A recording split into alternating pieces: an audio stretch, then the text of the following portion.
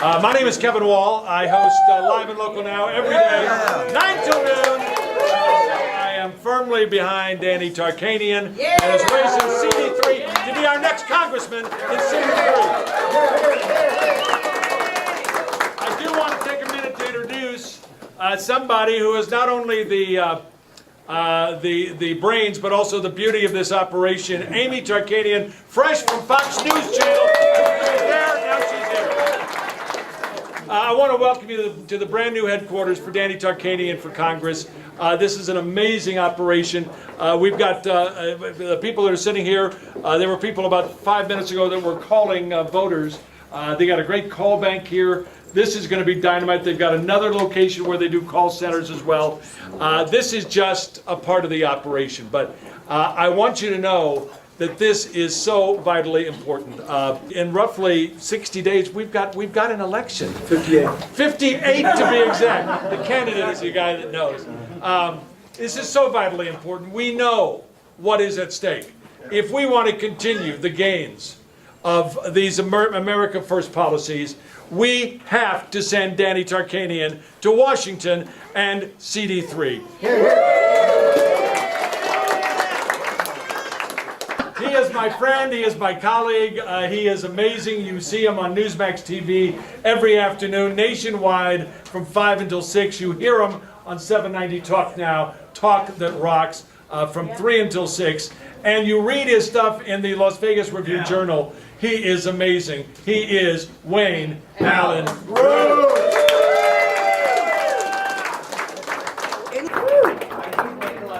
Mostly I break liberals. Just practicing.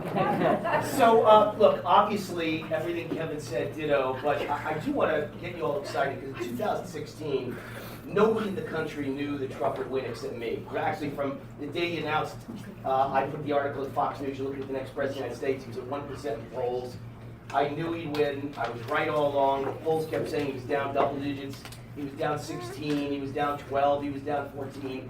And I said, they're lying, they're oversampling Democrats. And I'm telling you, there's not a sane person in America that wants to go back to Obama. And so anyone who tells you there's a blue wave coming this November, forget about Trump in 20 for a minute. Just this November, I believe we have a clear path to a very big victory on election night. I believe we're going to pick up 3 to 5 United States Senate seats. We'll either be ahead by a couple in the House. Forget about losing the House. We might lose a couple seats, we might gain a couple seats, but we will retain the red United States House. We will gain the United States Senate. Don't believe any poll that tells you otherwise. They're oversampling Democrats. Where they're asking questions in a way that's just complete fraud, as usual. My column tomorrow is a great example in the Las Vegas Review-Journal. I'll give you a little surprise sneak peek. It's about the worst racist of all time, Donald Trump. The worst racist of all time. And I said, all of you liberals think I mean Trump's a racist. No, I mean, he's really bad at being a racist.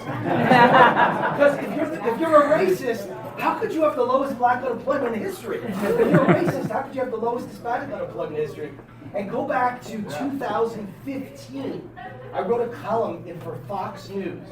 And I said, in 15, I said, you're looking at the guy who's going to be the greatest black Hispanic president in the history of the United States, because he will create more black jobs, more Hispanic jobs, more women's jobs, more gay jobs, I said, and dare I say it, even more Muslim jobs than anyone in the history of America.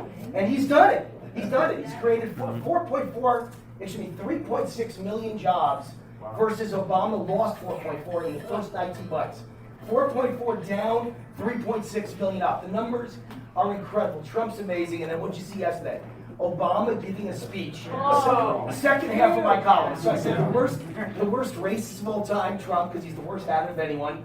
And then I said, now let me introduce you to the worst sore loser of all time. Because he's so jealous of the success of Donald Trump. They can't take it. They're green with envy. You've never seen a group more green with envy. That brings us to the man of the hour, Danny Tarkanian.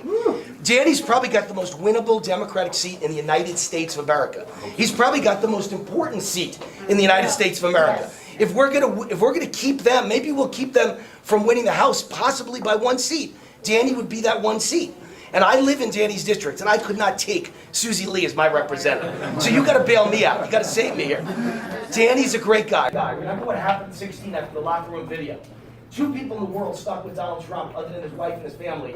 It was Danny and me. That was it. Okay? I was on the radio and I said, who cares? The economy is what matters. Jobs are what matter. Don't worry about what a guy said about women. It's a total, complete weapons of mass distraction. And they're doing it to you again. Every minute they come after Trump. Have you ever seen the way they come after Trump? No. It's the most incredible thing you've ever seen. And it's because they're so scared that he's breaking up the swamp. They're so scared he's killing their great deal when they rip off the taxpayers. It's everyone against Trump. I saw a great meme today. It was a picture of all the ex-presidents who were alive, and it said, every ex-president hates Trump. That's how we all know we made the right vote. They're all on the wrong side. The Bush family's on the wrong side, right? Romney's on the wrong side. They're all, McCain was on the wrong side, but I won't speak ill of the dead, so they're all on the wrong side. Why? Because they all take money from George Soros. Last I checked, have you taken any money from George Soros? No, there you go. But the rest of them do. John McCain, in fact, huge donations from George Soros to the McCain Family Foundation. So once you take the money, you've got to vote their way. And that's the problem with America. They're all ripping us off. There is the issue. Danny is the other side. It's the Donald Trump side. He's the guy going in to fight the swamp. That's why he's going to fight so viciously against Danny. They've got to stop him just like they have to stop Trump. They all know. All these guys running now, a lot of Republicans, they're not going to be loyal to Trump when they get there. They all know because of how you reacted to the locker room video that Danny will be loyal to Donald Trump. That's why they're so desperate to stop Danny Tarkanian. That's why I love Danny. That's why I'm doing everything I can. I give 110% to every Republican. I give 180% to my friend Danny Tarkanian.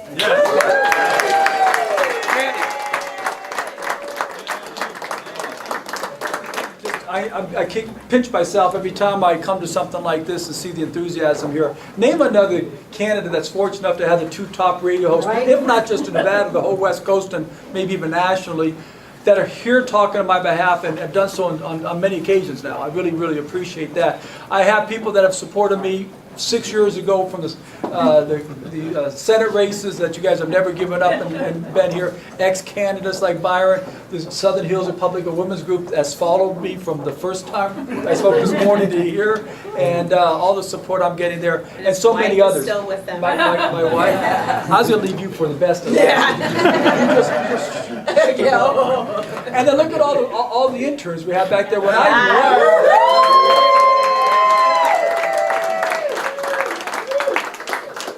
I left to go to D.C., we had 3 interns, 4 interns, now you can't fit them in the room. So that leads me to the next thing. I got by far the best campaign staff I've ever had. And I'm going to tell you this, I know this might make Laxalt and Heller mad, but we got the best campaign staff by far in the state. Yeah. Communications Director Richard does an unbelievable job.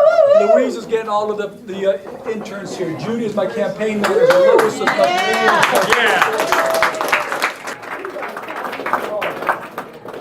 volunteer Armenian that comes all the way from California. Hey, he has Susan is so scared she won't show up anywhere anymore. It's absolute truth. He caught her coming out of the it was Asian luncheon, right? The Asian Chamber of Commerce luncheon. I think that was it. It was one of those. Gold Coast Casino. Gold Coast Casino. He chased her and she had to get valet, so she was stuck there for about 2 days. They got security trying to get her to stop, and she was bubbling around, you know what to say. And from that day on, the only time we seen her on the campaign trail was she came in late to an event, spoke, and walked right out. It was like a 3-hour event, and he was chasing her all the way out. Wait, the funniest thing is she was pretending to be on the phone when he wouldn't. And finally goes, "You're not having a conversation."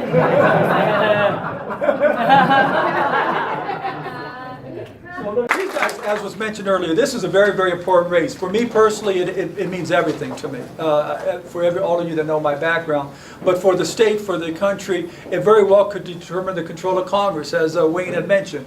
May also determine the control of the Senate, and I think if Adam Laxalt doesn't win, it could really hinder President Trump's chances of winning the presidency in 2020. So we have a lot riding on this. We got a lot of momentum. I'm not only thankful, blessed, humbled that I'd have the support of all of you here today and that have been with me for so long.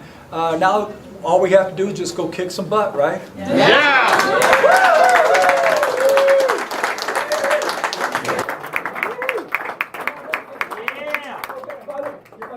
Well today? Yeah, great. She told me we were going well. Nothing. talking. Are you and Heller talking? Yes. Yes. And actually, I'm going to tell you, it was hard for the first few weeks because it was a vicious primary. Let me just go back a second. There was the most vicious primary I was in was with Roberson. And the first thing that happened after that, when the election was over, I think he got me coming out of the bathroom. He said, hey, we got to go talk. I said, okay, so we went and had some cigars, and Elliot hates cigars, he loves them. But we talked, and you know what?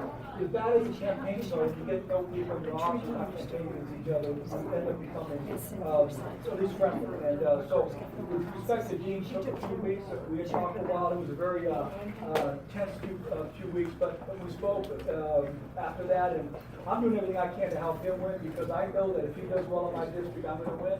And he said the same thing to me. He said to me, I can't win, Danny, if you don't do well in the district, and he's supposed to be doing everything to help me. I assume he is. I'm counting on it. And we're going to do everything we can here across the board. I mentioned this today in the talk to the seniors, the Anthem Republicans. This is a team sport. We can't win without having people like the media, the interns, everybody else, including our volunteers, working with us to win. We can't win as candidates if we don't work together as a team. I was a team player. I was raised that way, and we're going to do everything we can to get team elected. Great. Yeah.